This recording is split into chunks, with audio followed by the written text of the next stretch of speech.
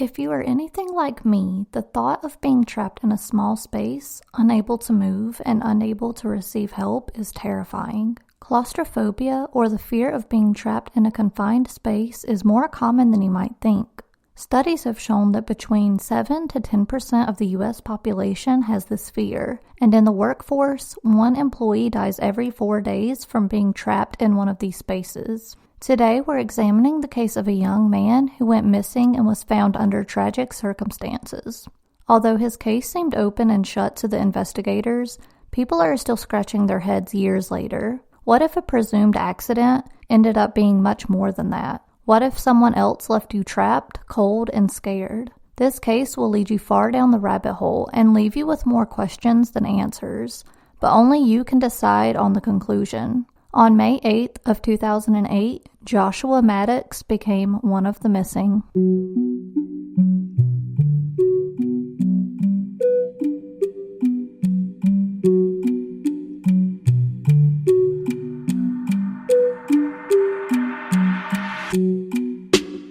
Joshua Maddux was an 18-year-old boy living in Woodland Park, Colorado in 2008.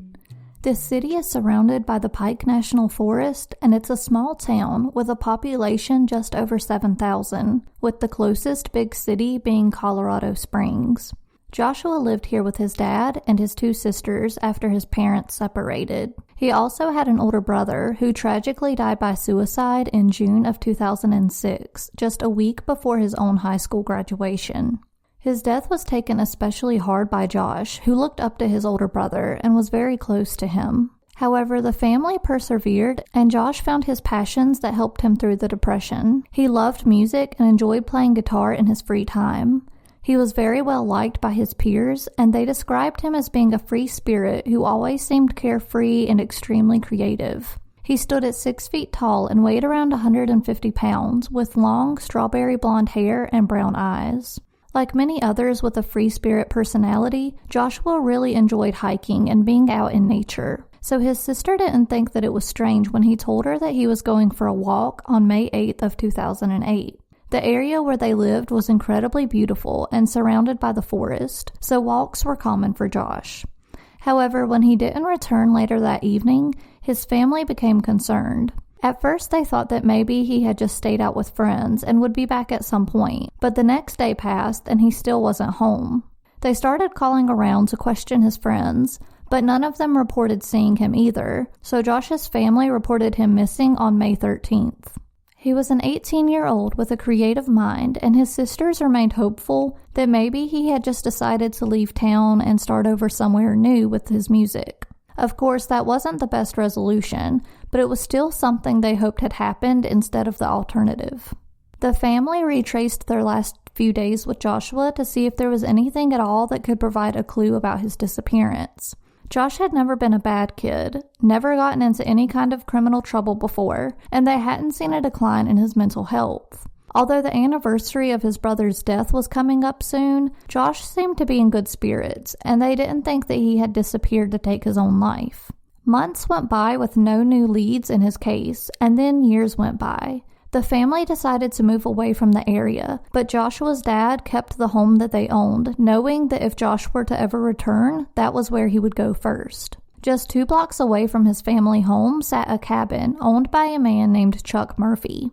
His family had owned this cabin for the past 60 years, but the cabin itself had a rich history. Prior to the 1950s, this cabin was known as the Homestead of Thunderhead Ranch, and it was a complex used for drinking and gambling. The owner of the building at the time, a man named Big Bert Bergströms, had migrated to the United States from Sweden in 1912 and started the complex not long after Prohibition had ended. Although it was a lucrative business, he made the majority of his money by transforming the complex into an illegal gambling and prostitution business on the side. Big Bert was investigated for these activities and eventually arrested by the FBI, but the jury found him not guilty and he was released, most likely because a few of the jury enjoyed his business. According to a 2013 article by the Pike Peaks Courier, The profits from Big Bert's illegal operations actually funded many things for the city, and it seems like Big Bert owned multiple casino properties in the nearby area. So although his activities were illegal, he's written about as a historical figure of the area. After the Thunderhead was sold to the Murphy family, Chuck's brother lived in the cabin until 2005, and then the building was used strictly for storage of random furniture and other items by the family. Chuck resided in Colorado Springs, and he rarely visited the property. When he did, it was a quick in-and-out stop. In August of 2015, Chuck had hired a crew to tear down the old cabin. It was located on a large patch of land and hadn't been used except for storage in over 10 years. The house was in terrible shape, with most of it decaying, and it had frequently been rummaged through by animals. For these reasons, he had decided to tear it down and allow a housing development to be built in its place. As the crew worked to dismantle the house's chimney, they made a horrifying discovery. Lodged inside of the chimney's interior, they found a decomposing body in the fetal position, with the legs above the head. The police were called immediately, and they arrived with the Teller County coroner. Through dental records, they were able to identify the body as that of 18-year-old Joshua Maddux. It's hard to describe the position that Josh was found in, but a YouTube video by News Direct shows a great visual of how this most likely occurred, and I will be posting a link to it, as well as a picture of Joshua's position, on the social media pages for the podcast.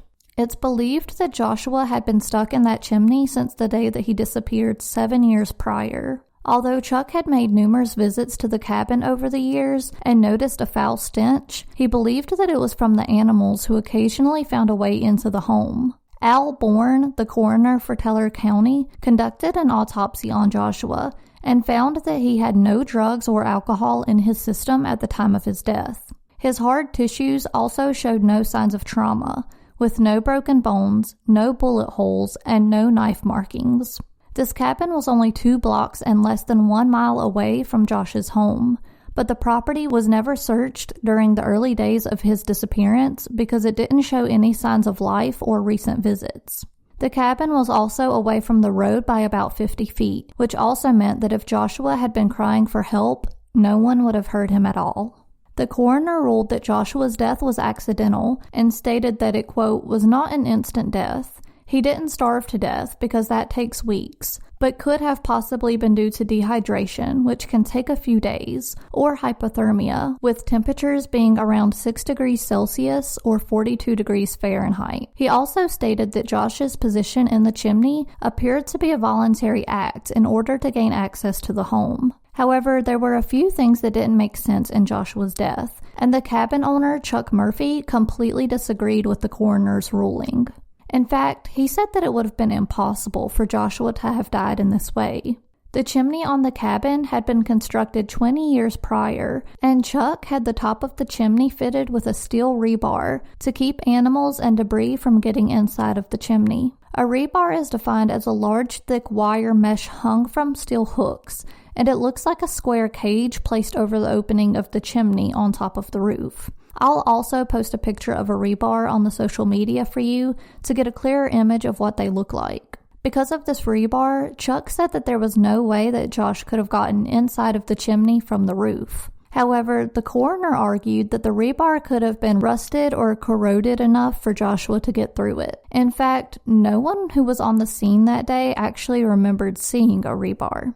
There were also no photos of it from the scene of Joshua's recovery. Al Bourne, the coroner, stated that during the demolition of the cabin, all of the metalwork had been collected and placed into the back of a truck to be turned in as scrap metal, and it was possible that the rebar could have been in that pile.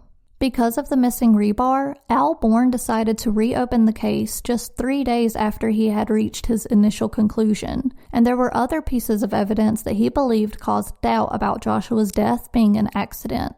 Inside of the cabin sat a breakfast bar that had been torn from one of the walls in the kitchen, and it had been dragged over to the opening of the chimney. This breakfast bar had been placed in front of the chimney inside of the cabin, as if it was meant to block the chimney opening. However, Chuck didn't know why this breakfast bar was there or who had moved it there. The coroner also concluded that the fetal position Josh had been found in would only have resulted in Josh entering the chimney head first. Al Born believed that it would have taken 2 people to place him in that position. Even stranger, almost all of Josh's clothes were folded and sitting next to the fireplace, inside of the cabin. When he was found, Josh had no shoes, socks, pants, or underwear on, and was only wearing a thin thermal shirt. This meant that Josh would have had to gain access to the inside of the cabin, undress, fold his clothes up next to the fireplace, then climb on top of the roof, somehow get past the rebar, and get himself inside the top of the chimney. After all of this review, Al Born still believed that Josh's death was an accident and reached his conclusion for the second time, while Chuck Murphy still believed that there was no way it was an accident. Over the years, many calls have been placed to the police with tips on what happened to Josh. Numerous people around town had claimed that they killed Josh, but every tip reached a dead end and was determined to be unsubstantiated. However, there was a main suspect that the police wouldn't name that was currently serving time in a Texas jail and had previously been incarcerated in Seattle and Portland. This unnamed man had a long history of prior criminal charges, and tips had came in that he was the last person seen with Josh. This person was looked into, but there was no evidence that could place him at the scene, and Al Born didn't believe that one suspect could position Josh in the chimney that way by himself. Although the police wouldn't mention the suspect's name, someone else did. In that same year, 2015, a Reddit comment was made on a thread called Ask Reddit. The original post was, quote, "Have you ever known a serial killer and how you felt after you found out?" This tipster replied to the post, and it seemed to match Josh's story. It said, quote, "I went to high school with this skinny, dorky hippie named Andy, who played guitar in a band. I was never good friends with him or anything, but a year or so after I graduated, one of my good friends, Josh, started hanging out with him, and then went missing. Last I heard, Andy was telling another friend, yeah, me and Josh have been spending a lot of time together. We're planning a trip to New Mexico. Didn't really think anything of it until somebody showed me these articles. Turns out that in addition to becoming a lot scarier looking, Andy had indeed headed down to New Mexico, where he found himself shooting the shit with the caretaker of a disabled guy, and got invited over to their apartment. Caretaker gets in the shower, and when he comes back out, the disabled guy is stabbed to death, and Andy's gone. When Andy got arrested, he also claimed to have killed a woman in Taos and stuffed her body in a barrel. The cops had indeed found a woman stuffed in a barrel in Taos, but already had somebody in custody for it, and decided to stick with that guy instead. Years later, I found out that the caretaker had died in a bar fight, and without him, the cops didn't have much in the way of evidence, somehow, so that case against Andy was dropped too. Several of us went to the cops saying, yo, Josh, who went missing, was last seen with Andy, who's a murderer. Maybe you should check that out. Despite a fair amount of pestering, nothing ever really came of it, and by nothing, I mean that the police mostly didn't even return our calls, and once accidentally canceled the bulletin on Josh because they said he's alive and well and living in the next town over. He wasn't. The man that this Reddit poster was talking about is named Andrew Richard Newman. He went to school with Josh, was also very interested in music and guitar, and he was even in a band called the Bombers. You can still find his music and the music performed by the Bombers on MySpace. They played local shows, and many former classmates have commented about their memories of Andy and watching the band perform.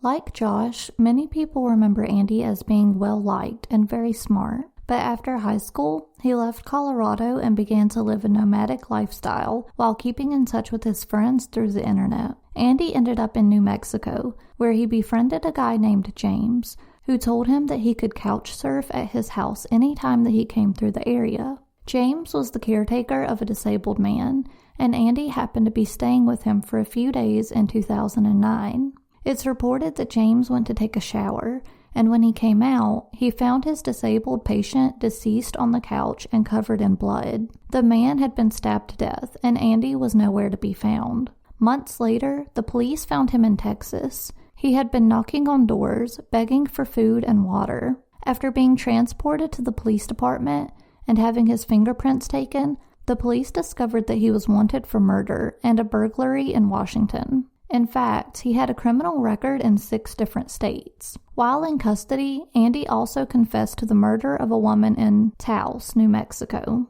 He stated that he had killed her and placed her body in a barrel. Even stranger, his story checked out, but the police had already arrested and charged someone for her murder, so Andy was never charged for the crime. I strongly despise skimming over other murders